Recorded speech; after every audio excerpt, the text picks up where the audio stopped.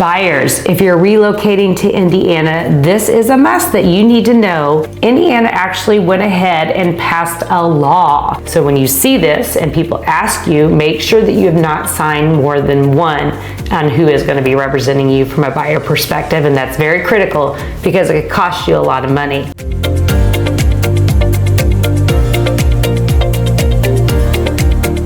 Welcome back to our channel, Living on the Ohio River. Hi, I'm Kara Hinshaw from Key Associates Signature Realty. If you're new to our channel, make sure you tap that subscribe button. And if you've been watching, thanks so much, and give me a thumbs up if you like the content I'm providing. As you know, I'm a local realtor, and as much as I love to do these videos, I love to sell real estate. So if you are relocating, reach out. We've got a great relocation guide. Click the link in the comments below and we will get that off to you and get you all the information. But definitely reach out if you're looking to move to the Indiana or Northern Kentucky area.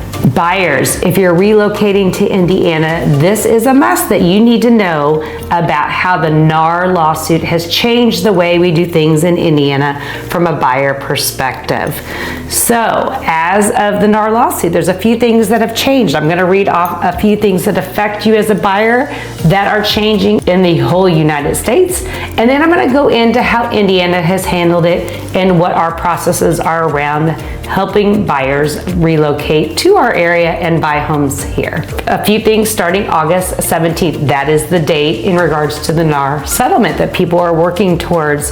Right now, compensation offers moved off the MLS. So in the past, the way it worked is us realtors would load up our homes and we would offer a co-op or a compensation to any agent that showed the home that they were willing to pay to the other side. As of August 17th, NAR has agreed to put in place a new rule prohibiting offers of compensation on an MLS.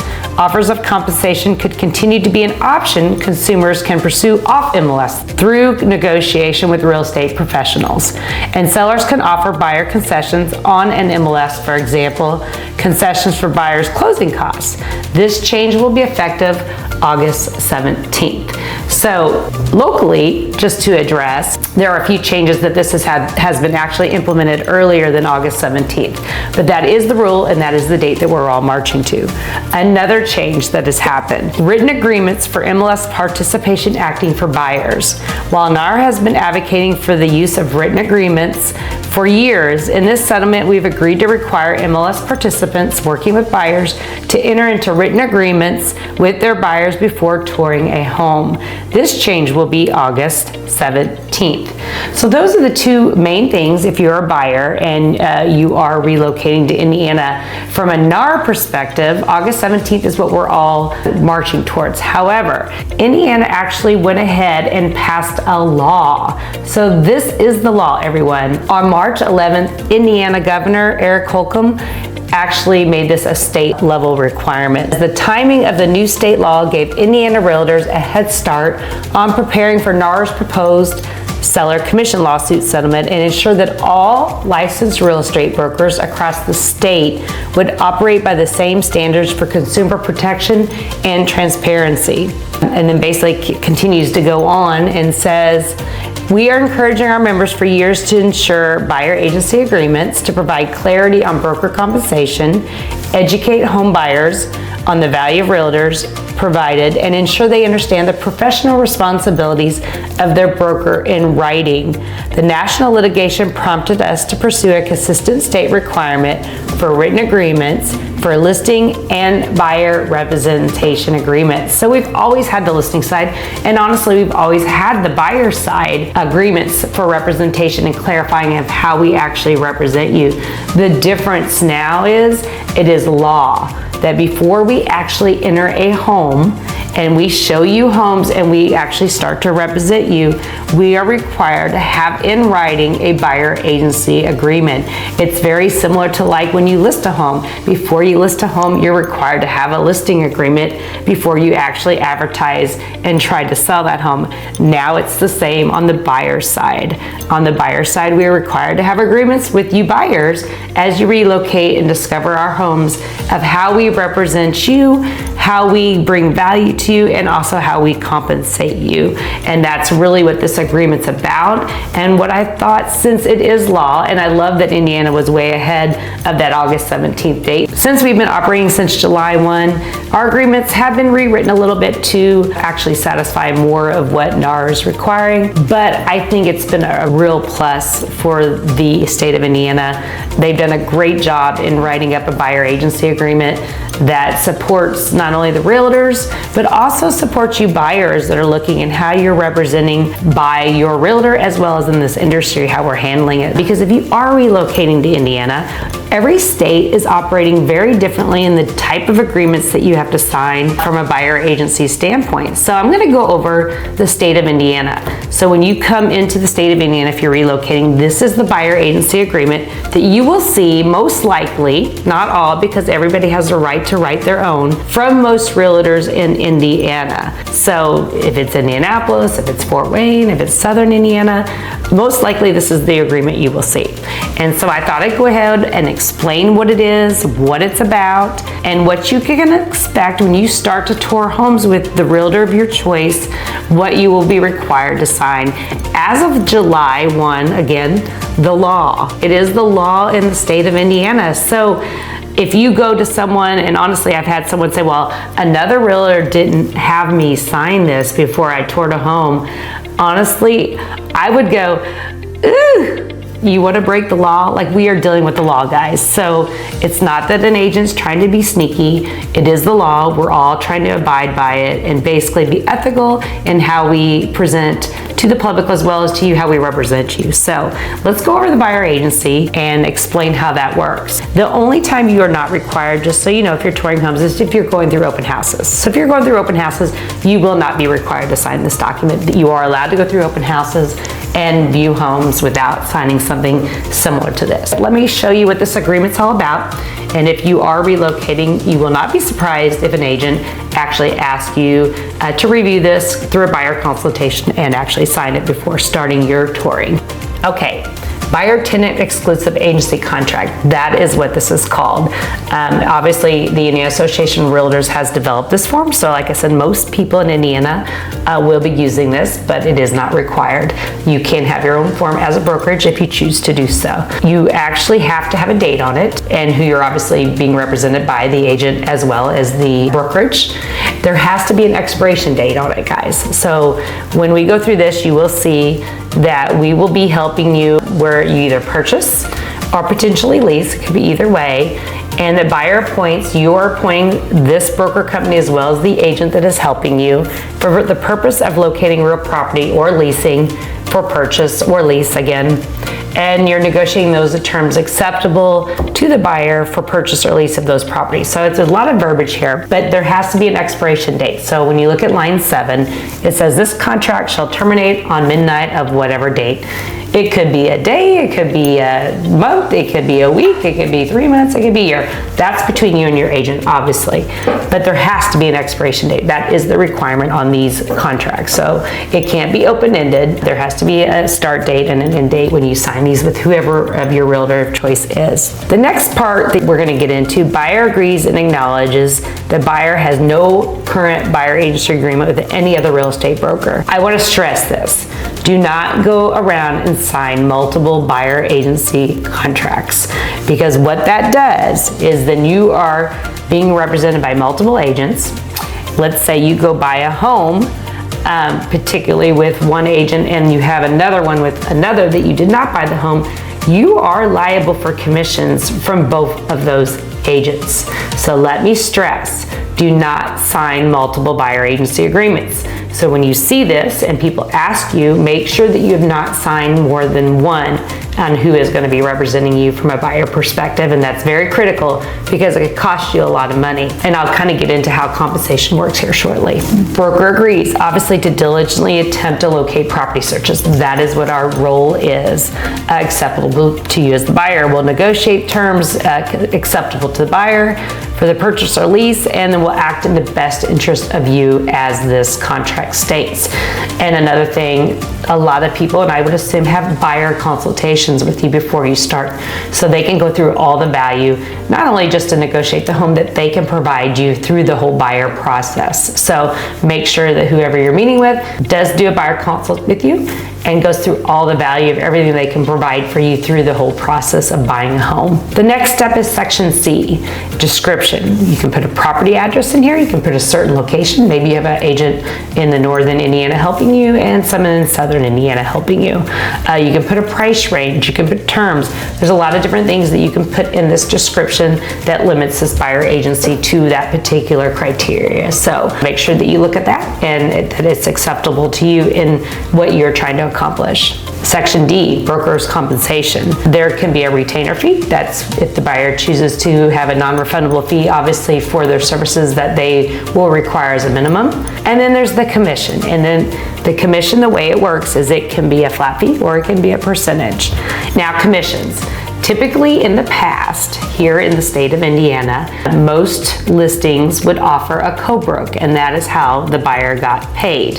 And that could be multiple percentages, whatever that may be. That's between you and your clients. So when you sign this buyer agency, and we're talking about the compensation, there are multiple ways that this can be satisfied. So typically when you go to look at homes with a buyer's agent, there may be a list of 5 or 6 homes. What we will do as agents is we will understand what compensation is being offered from the current sellers of those homes that you choose to go look at. So the first obligation is they potentially could be offering what satisfies your obligation to your buyer broker, and the seller will actually compensate for you within the offer we will put it. So nothing that would be paid by you as the buyer, but actually satisfied by the obligation of the seller paying it.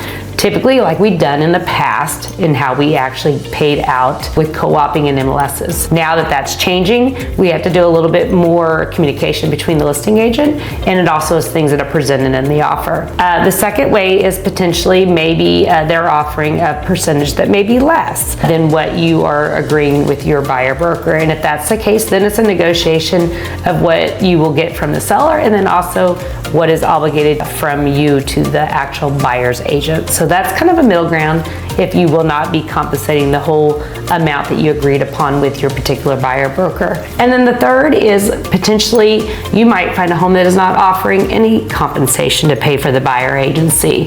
And at that time, if that's the case, then you would owe that commission to the buyer broker. Now, you will know before you go in any home if there is a buyer compensation being offered by the seller. We can ask that question and we will know that. So if that's something that's important to you that you will not want to do, or that you want to represent your buyer obligation to be paying the buyer broker, then we will make sure that you know that before you go in any home. So there's 3 scenarios of how things can be compensated to the buyer's agent on your behalf for your obligation that you sign with this agreement. So just because we stick in an amount in that actual agreement does not mean that you are actually paying out of pocket for it. There are multiple ways to satisfy it. Make sure you sit down with your broker and understand that. Traditionally in the state of Indiana, yes, the seller has paid it. I don't know how the future will lie as we see it now. It is very similar to how things have always been done, but again, things can change. And as a buyer agency agreement signed with you, we will make sure you know all the information, the facts of everything you're looking at and what is obligated to you as a buyer to the buyer brokerage compensation. So a lot of ways this can be compensated. Don't be scared. Just really understand and talk with your agent on exactly how things should be handled there. So a few different ways how your buyer can be compensated for the actual commission brokerage in this agreement. There's a lot of other different sections here. Line 46 on line C, this is basically kind of like a listing contract as well now with a buyer agency. Let's say that the buyer or any other person acting on your behalf acquire a real property interest described herein, which was disclosed to buyer by broker during the time of this contract.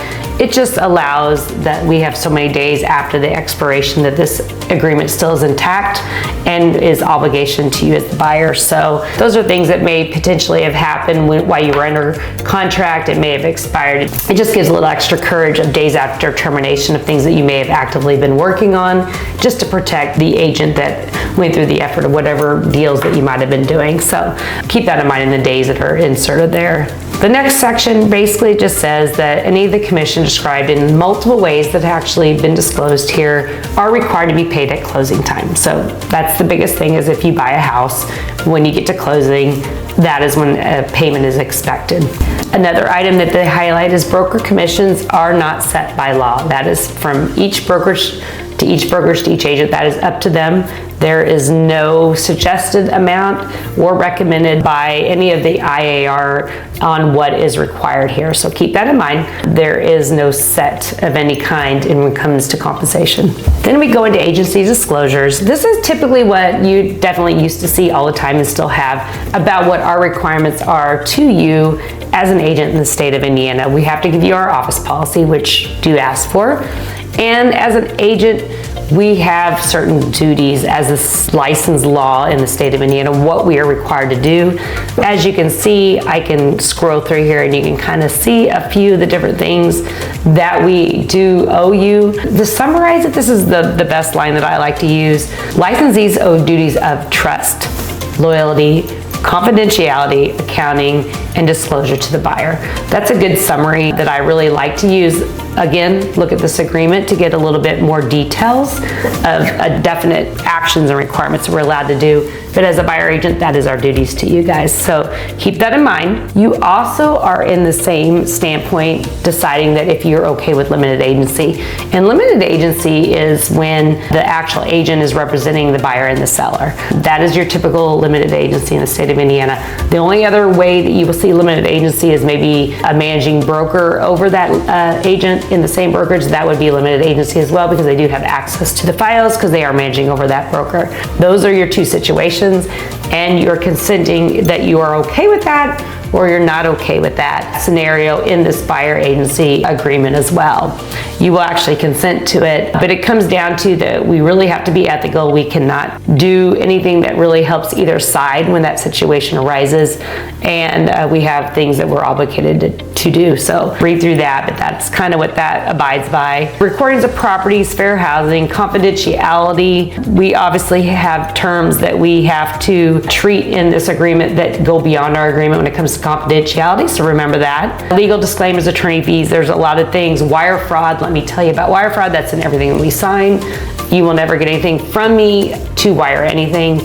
I will always tell you that if you're wiring, to call the title company that is actually closing to get those details, just so we do not have any issues with wire fraud. So you're basically acknowledging that you've read through this contract when you sign it, that you're okay with limited agency or you're not okay with limited agency, that you've looked at everything in regards to the whole agreement, and you're seeing this in writing and signing it to your agreement. You've received an executed copy, which most of the time you're going to see a lot of this electronically, and you'll get a copy back, but if not, make sure you do get a hard copy if you're doing it in person. Broker holds a valid Indiana license. We obviously know that. Receive communication via text, email, all those things that we do these days. So that is the basics, pretty much, of what you're going to see with the buyer-tenant exclusive agency contract in the state of Indiana. I just kind of want to highlight it because it was law starting July 1. So don't be surprised if you see it from anybody in the state of Indiana or their version. It does protect us all. It protects us, it protects you. It gets very clear on how compensation and value is between the agents. And I think it's a really good thing. So if you have any questions, I'd be happy to jump on a Zoom, especially if you're not in the area, review this, understand it before you start that home buying process to make sure that you're clear and comfortable on how you will look in tour homes in Indiana. So again, I hope this was helpful. And if you are relocating, reach out. You can reach me at 812-686-3268. And until next time, I'll see you then. We open doors in realty. Key Associates. Key Associates.